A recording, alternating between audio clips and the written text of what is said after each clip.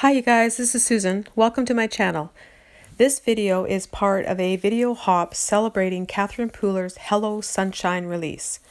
The products in this release are so much fun to play with. The whole team has had a blast creating with it. I can't wait to show you what I've got for you. Let's get started.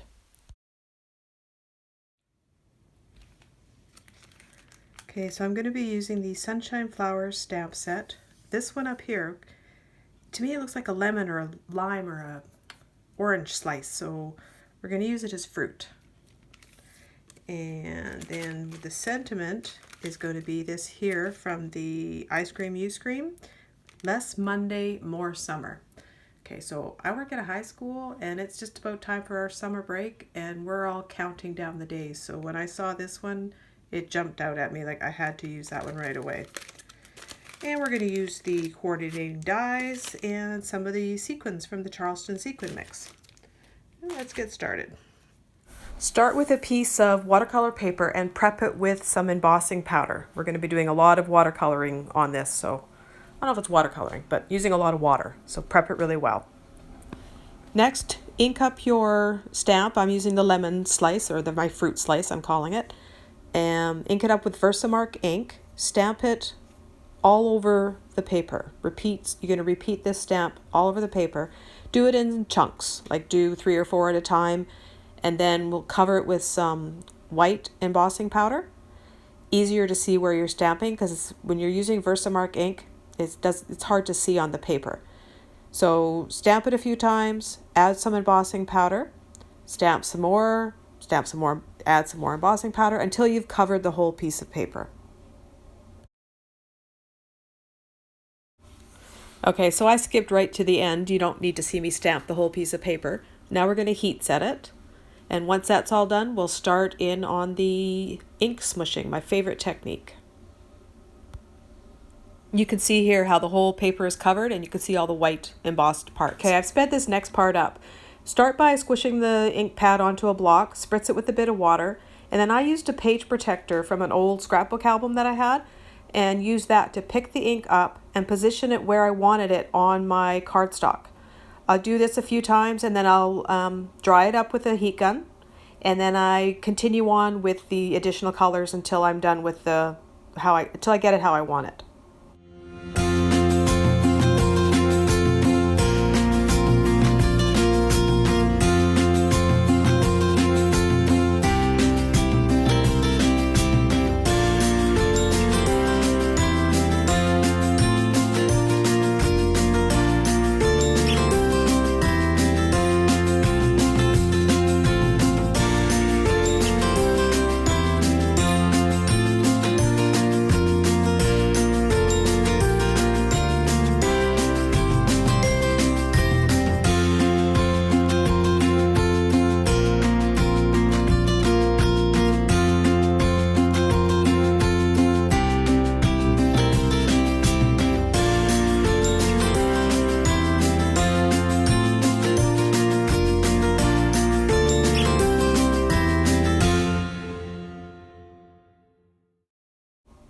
Okay, so now what I'm doing is I'm adding my ink to the block and the water, but then taking the paper directly to the block. This way, now that I've got, color where I want it, I want some bigger sections of color.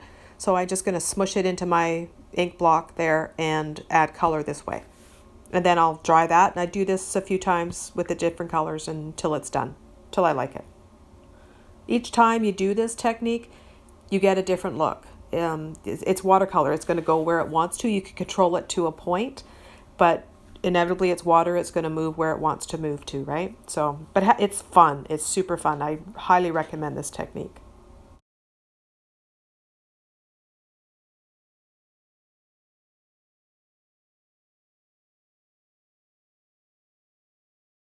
Okay, so now for some magic. Take some wax paper, put your card inside the wax paper, the panel, and you're going to iron it. This is going to remove all the embossing from the card. So when you're doing it, you're going to need to move it around a lot, right? So start in one section, move it over, flip it over until you get all the embossing powder removed. And this will give you a nice flat, smooth surface that you can stamp on. It's a great thing to do. Love it.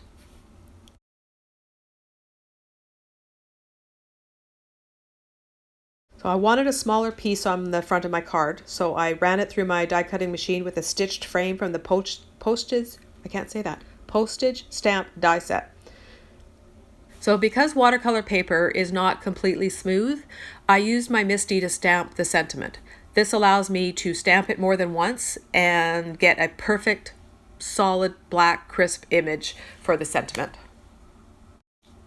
I stamped the popsicles from the set 4 times. I only needed 2, but I did 4 just in case. Using a blender pen and some Sandcastle ink, I colored in the popsicle sticks. I don't think I ever mentioned the colors that I was using. So I'm using Limoncello, Melon Ice, and Orange Twist. I used it for the ink swishing, and I'm using them as well to color in the popsicles. I'm using 2 colors per popsicle and just blending them to the middle of the popsicle. Very simple.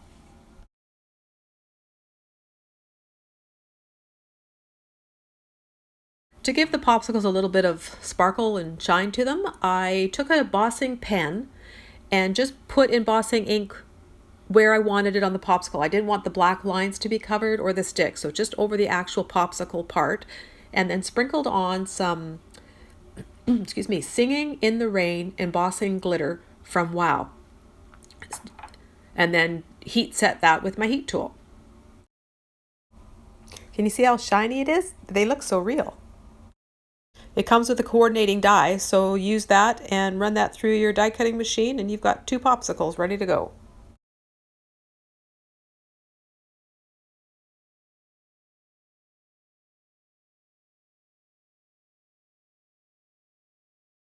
I put some craft foam onto the back of the panel and then added that to a piece of white cardstock 4 1/4 by 11, scored at 5 1/2 for the card base.